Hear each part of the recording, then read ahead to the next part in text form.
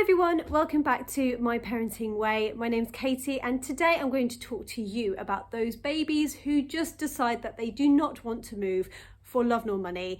I'm talking about those lazy babies, those overcautious babies, or simply those babies who have started to develop in other ways, whether it be their language or fine motor skills or in other ways, and they decide that actually they don't want to learn to crawl, they don't want to learn to walk, they're a little bit slower on the uptake with that, but that's completely fine. And this is a bit of an upbeat, silly video just to make light of that and to show you parents out there who might be worrying about their babies not moving that it's okay and to see the positives in it.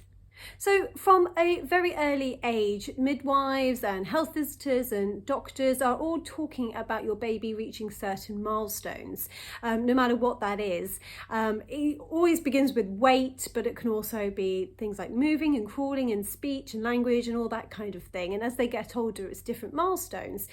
And for them as medical professionals, this is to make sure they are not missing anything serious medically with your baby. And if they do notice anything, it means that they catch it really quickly. But as a parent, it's very easy to get bogged down in your baby reaching these milestones, especially if they're a little bit later and you're surrounded by other babies of similar age who are all reaching their milestones really, really quickly, and your baby's the only one that isn't. So I've experienced both ends of the spectrum with my children. Aiden, who is now 10 months old, is already starting to walk, and he learned to crawl when he had just turned 7 months. My daughter Emily, however, didn't learn to crawl until she was 10.5 months old, and she didn't learn to walk until she was 18 months old. And by that point we were being sent to pediatricians, we were having scans on her hips and all sorts of things that was really concerning as a parent. But of course, the moment she hit 18 months, she just took off and started walking. And if you saw her walk now, you would never know that she was a late walker. And actually, this is the case for most children. So as I mentioned, this video is for all the concerned parents out there who are worried about their baby or child not crawling or walking, and to hopefully make light of it and diffuse some of the stress that you might be feeling about it. So here are 9 different positives of your baby not crawling yet. So number 1, they stay exactly where you leave them. Need to leave the room to get a spare nappy quickly? They're there. Need to quickly do the washing up? They're there. Quickly need to grab a cup of tea, which you need because you haven't drank anything all day? Well, they're still going to be there, and that's great. Number 2, they don't interfere with your siblings' playtime.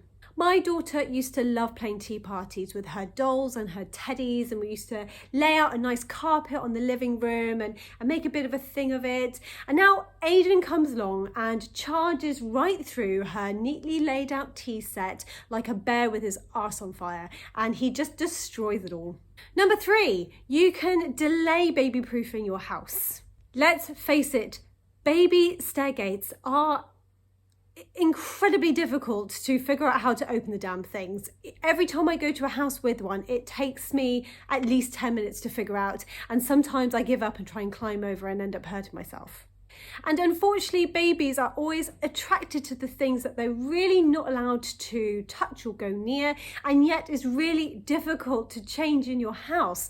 I'm talking about the stairs, the plug sockets, the toilets, the fireplaces. All these things are kind of rooted in your house, and they're very difficult to keep babies away. And I think the moment you try and take them away from something, they clock onto it harder, and they always are able to do a beeline to the thing they're not allowed to touch really quickly, and it's so difficult to manage. Number 4, they might actually skip crawling altogether and go straight to walking.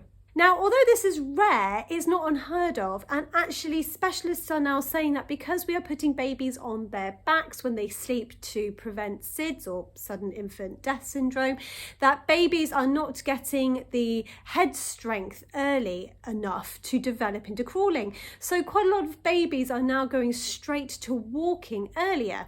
And again, this is not unheard of.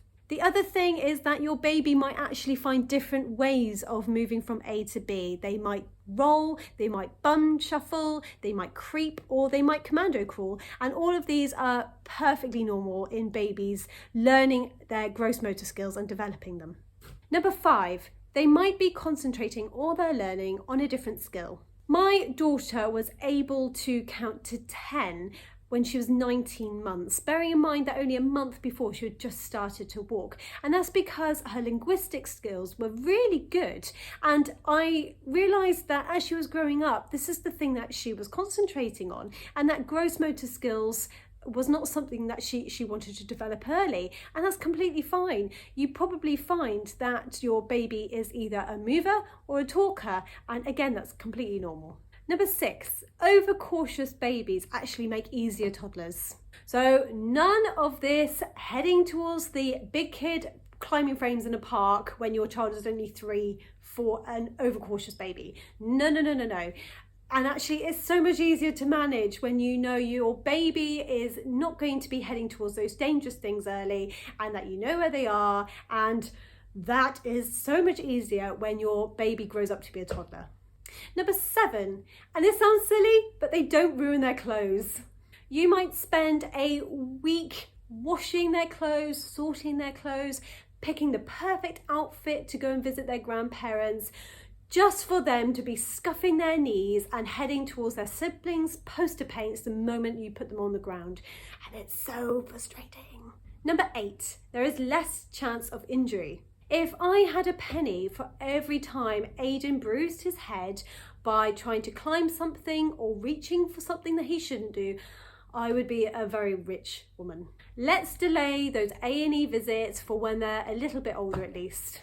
And number 9, you can be that smug mum with the still baby. Whether it be at the park or a soft play or at another mum's house, you will be there, sat down with your nice, calm, still baby while the other parents are rushing around after their little ones, trying to get snippets of the conversation and letting their tea go cold. So there you have it, 9 very silly but nice reasons why it's great for your baby to not be moving yet. Of course, if you have any concerns that your baby is not moving and you're worried about their gross motor skills development, then please get in touch with your local health visitor or your GP to have them assessed. But 9 times out of 10, it's nothing to worry about, and it's just simply that your baby is taking their time learning these skills. So I hope you found that useful. Click like and hit the subscribe button if you would like all the updates on how we're getting on as a family and Aiden getting older, and we will see you next time.